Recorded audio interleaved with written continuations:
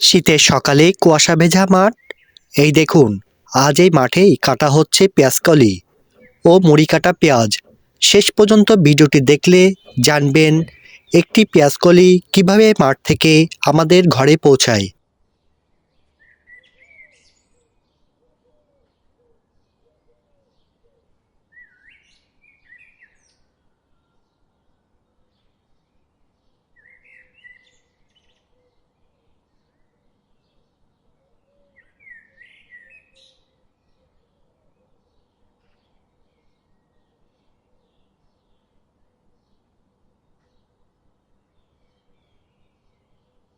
এটাই আমাদের গ্রামের পেঁয়াজকলির ক্ষেত।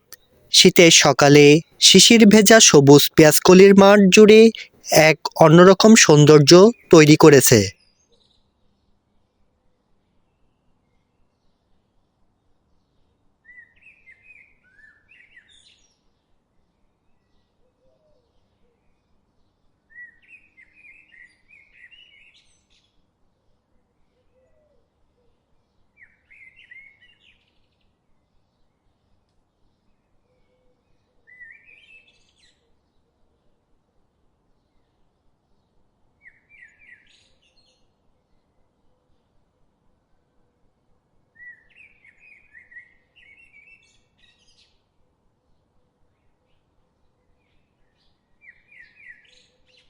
এই দেখুন, কৃষক নিজ হাতে পেঁয়াজকলি ভাঙছেন। এটাই হচ্ছে মুড়ি কাটা পেঁয়াজ তোলার প্রথম ধাপ।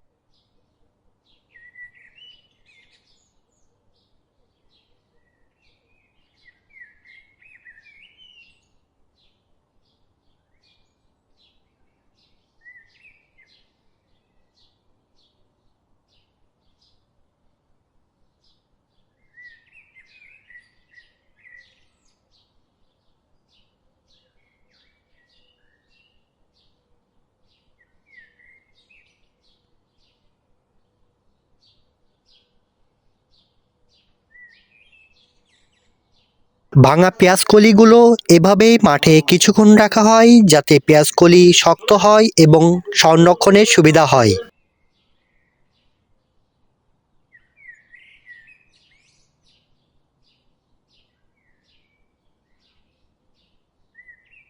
পেঁয়াজকলি সাধারণত শীতকালে চাষ করা হয়। এই সময় আবহাওয়া ঠান্ডা থাকায় পেঁয়াজের বৃদ্ধি ভালো হয়।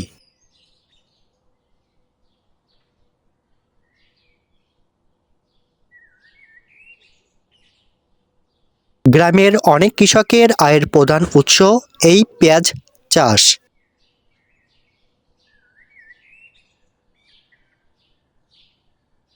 পেঁয়াজকলি ভাঙা খুব সহজ কাজ নয়। সঠিক সময়ে সঠিক জায়গা থেকে ভাঙতে না পারলে পেঁয়াজ নষ্ট হয়ে যেতে পারে। তাই অভিজ্ঞ কৃষকরাই এই কাজ করেন।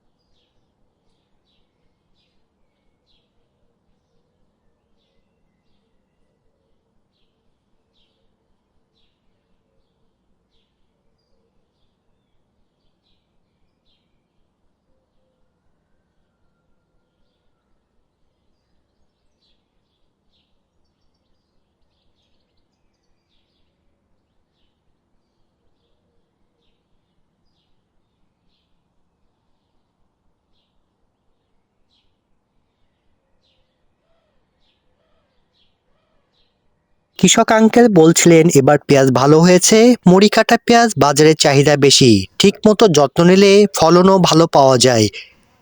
এবার শুনুন এই কৃষক আঙ্কেলের মুখের কিছু বক্তব্য। কতদিন হয়েছে বয়স এই আপনার পেঁয়াজকলি লাগানোটা? পেঁয়াজ লাগানো হয়েছে এই কার্তিক মাসে লাগানো তো। এখন তো পেঁয়াজ কালি ভাঙছেন তাই না? আর পেঁয়াজ উঠবে কতদিন পরে আপনার এখান থেকে? 15 দিনের পরে উঠন যাবে। আচ্ছা, এটা তো ভাতি পেঁয়াজ তাই না? না, এটা মুড়ি কাটা। আচ্ছা আচ্ছা।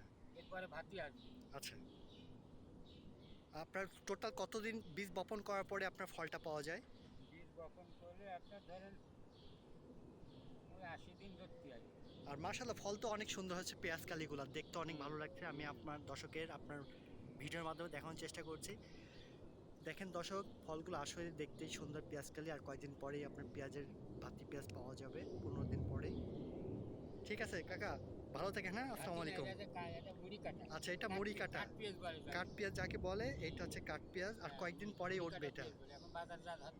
বাজারজাত করতেছে এই পেঁয়াজ।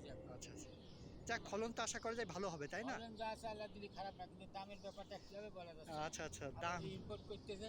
আচ্ছা আচ্ছা, ইম্পোর্টের জন্য চাষিদের খুব সমস্যা হচ্ছে। ঠিক আছে, আপনাদের দুঃখের কথা শুনলাম, ভালো লাগলো সরজমিনে এসে ভিডিও করে দর্শকদের দেখানোর জন্য। আসলে 70-80 টাকা না পেলে কৃষক বাঁচবে না। হ্যাঁ ঠিক ঠিক, কারণ অনেক খরচ আছে, জন খরচ আছে। অবশ্যই সারাদিনের পরিশ্রম আপনার। জি, আদান পর্যন্ত জোহরের আদান পর্যন্ত 500 টাকা দিতে হয়। তা আপনাদের মিলেমিশে অনেকটাই খরচ হয়, সেই পরিমাণ আপনারা যত পরিশ্রম করেন সেই পরিশ্রমের পারিশ্রমিকটা পাওয়া যায়। চাষি কৃষক বাঁচবে আর কি, কিছুটা মোটামুটি তারা বাঁচে থাকতে পারবে।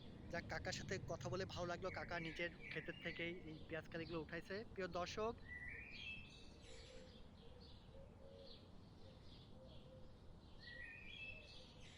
এই পেঁয়াজগুলোই কিছুদিন পর আমাদের রান্নাঘরে পৌঁছাবে। ভালো পেঁয়াজ চেনার উপায় হলো পেঁয়াজ শক্ত হবে, খোসা পরিষ্কার হবে এবং ভেতরে কোনো রকম নরম ভাব থাকবে না। মাঠে কৃষকের ঘাম, প্রকৃতির আলো বাতাস আর এই পেঁয়াজকলি সব মিলিয়ে গ্রামীণ জীবনের এক বাস্তব গল্প।